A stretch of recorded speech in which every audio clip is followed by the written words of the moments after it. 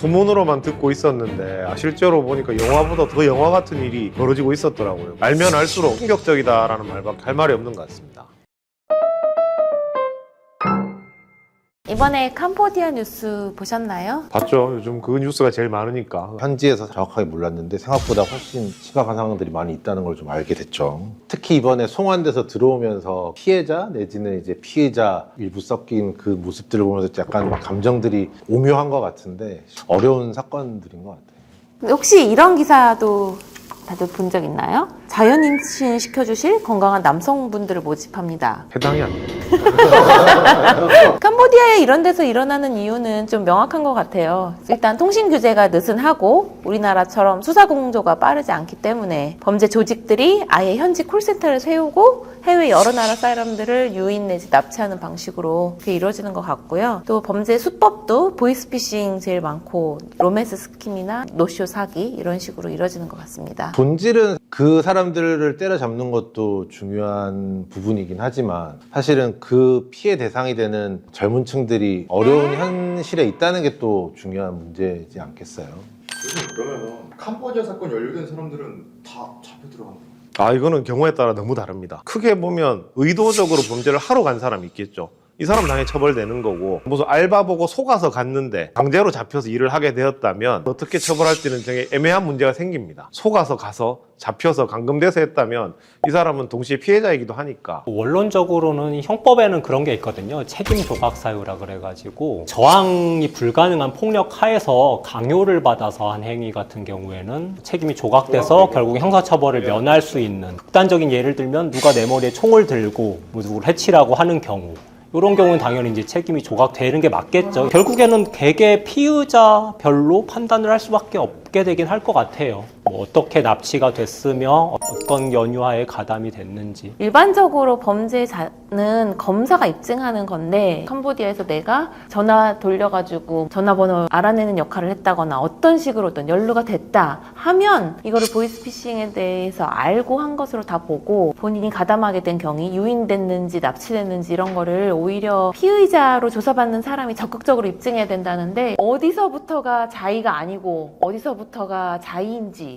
분명하게 구별하기도 어려워서 일단 연루됐다면 거의 나오기 어렵지 않나, 형을 줄이는 쪽으로 가야 되지 않나. 이게 왜 한국인이 피해자가 많이 됐냐고 보니까 중국 범죄 조직도 한국인만 노린다더라고요. 중국인을 대상으로 범죄를 했을 때 중국으로 송환을 되면 전부 사형이래. 근데 한국인한테 잘못을 하면 중국 가서 별로 처벌을 안 받는 거야. 그러니까 한국도 한국인을 대상으로 한 범죄자를 한국 법의 매운맛을 좀 보여줘야 되지 않나 이런 생각이 듭니다. 피해자 구제 측면에서 돈을 잃은 피해자들 좀 돌려받을 수 있거나 이런 방법들이 좀 있을까요? 사실 어렵죠. 범인을 잡아와도 그 계좌나 안에 든 돈을 확보를 못하면 천문학적인 돈일 텐데 피해 금액이 확보하는 건 어렵고, 사실 국내 보이스피싱 범죄에서도 피해 금액은 말단 수거책 같은 애 하나 잡았는데 운 좋게 얘네 집에 돈이 좀 있어서 피해를 보상받는 이런 경우가 다지 그 범죄 수익을 확보하는 경우가 거의 없기 때문에 현실적으로는 거의 어렵지 않을까요? 보이스피싱 범죄의 특성 중에 하나가 결국에는 검거가 되더라도 말단, 수거책, 단순 가담책들, 수개가 안 잡히니까 잘. 그게 가장 문제인 것 같긴 해요. 그래서 실질 처벌하는 그 정도도 어쩔 수 없이 수사기관이나 검찰이나 결국에는 공동정범으로 잡아서 이제 기소를 하잖아요. 실질 범죄 수익을 그렇게 향유는 하지 않았기 때문에 그걸 그렇게 배상할 수가 없죠, 현실적으로.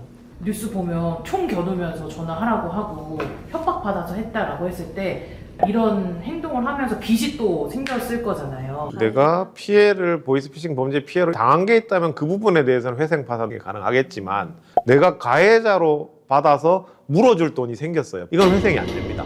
불법행위 손해배상 채무는 애초에 면책이 되는 채무가 아니거든요. 형사적으로도 경감은 되겠지만 처벌은 될 수밖에 없겠죠. 머리에 총을 겨눈 영상이 있어요. 그래서 얘가 범죄를 하는 장면이 있다면 이건 다 면책이 될 겁니다. 근데 이 사람이 저 머리에 총 겨눠서 이런 말 했습니다 라고 한들 증거가 없으니까 그게 되겠냐는 거죠. 실제 법정에서. 그런 어려움이 있습니다. 사실 거기에 납치 감금됐다고는 하지만 거기서 그 역할들을 하고 보면 이제 거기서 공동생활처럼 되는 겁니다. 며칠 일하다가 혼자 정말 도망쳤다 이 경우가 아니고 몇 주 이상 생활이 계속되게 되면 완전히 가해자가 아니다라고 주장할 수 없는 상황, 동일하게 처벌된다고 생각하셔야 될 것 같습니다.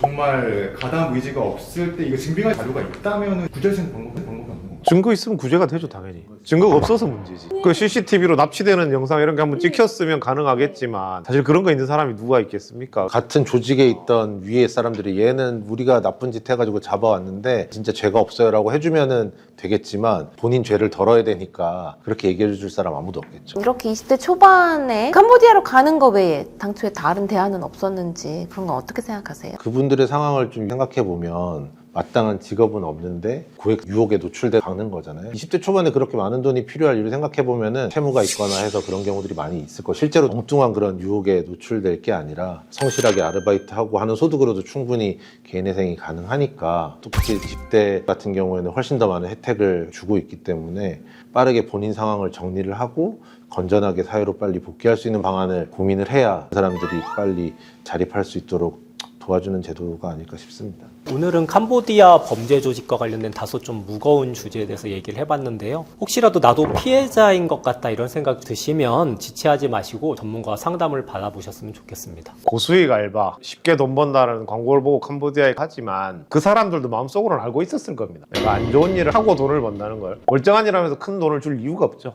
급한 돈이 필요한 마음은 알겠지만 고수익 알바라고 속았다라고 보이스피싱 수거책들이 보통 말을 하는데 잡아서 핸드폰 압수해서 까보면 자기들도 다 검색하고 있어요. 이게 범죄인지 아닌지 조사 다 해보고 그렇게 속았다라는 변명은 법정에서 거의 통하지 않으니까 고수익 알바 같은 거는 아예 노리지 마시기 바랍니다. 이번 영상으로 궁금증들이 많이 해결되셨으면 좋겠습니다. 든든한 친구들은 다음 영상에서 찾아뵙겠습니다. 구독, 좋아요, 알람 설정 꼭 부탁드립니다. 든바. 든바.